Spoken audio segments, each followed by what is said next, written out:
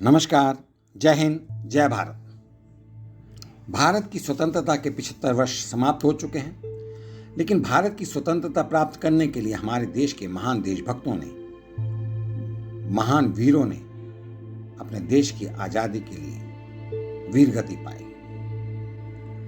इसी श्रृंखला में और स्वतंत्रता संग्राम के जो सेनानी रहे, जो कि जिन्होंने 18वीं शताब्दी 19वीं शताब्दी में अपने प्राणों की आहुति दी, उनको भी हम याद करते हुए आज अहिरवाल राज्य के यदुवंशी राजा व भारतीय क्रांतिकारी राजा राव तुलाराम जी को याद करते हैं।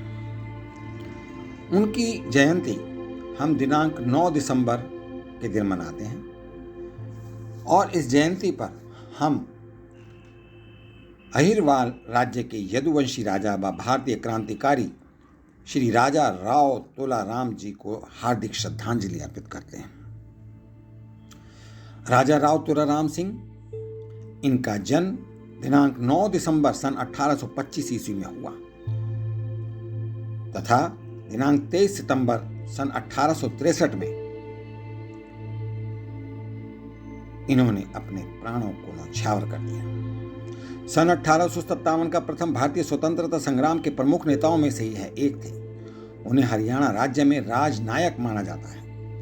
विद्रोह काल में हरियाणा के दक्षिण पश्चिम इलाके से संपूर्ण ब्रिटिश सरकार को अस्थायी रूप से उखाड़ फेंकने तथा दिल्ली के ऐतिहासिक शहर में विद्रोही सैनिकों की सैन्य बल, धन व युद्ध सामग्री से सहायता प्रदान करने का श्रेय राव तुलाराम जी को जाता है।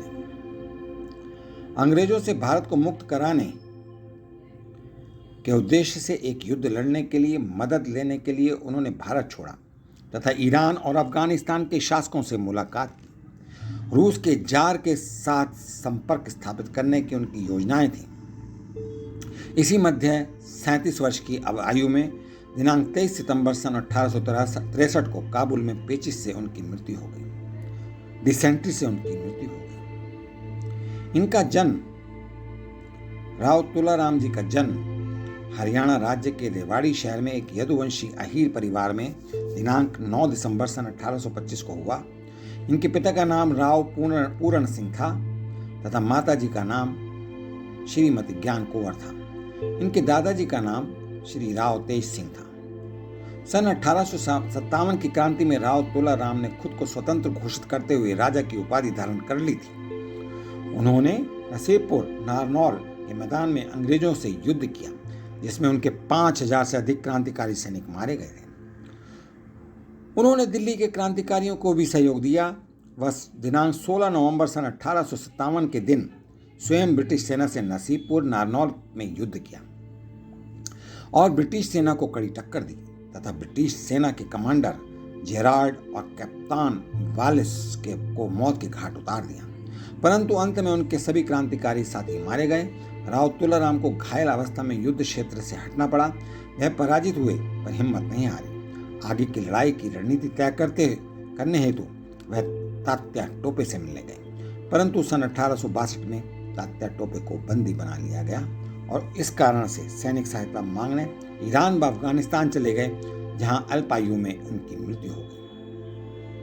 सन 1857 की क्रांति में भागीदारी के कारण ब्रिटिश सरकार ने सन 1859 में राव तुलाराम की रियासत को जब्त कर लिया, परंतु उनकी दोनों पत्नियां का संपत्ति पर अधिकार कायम रखा गया था।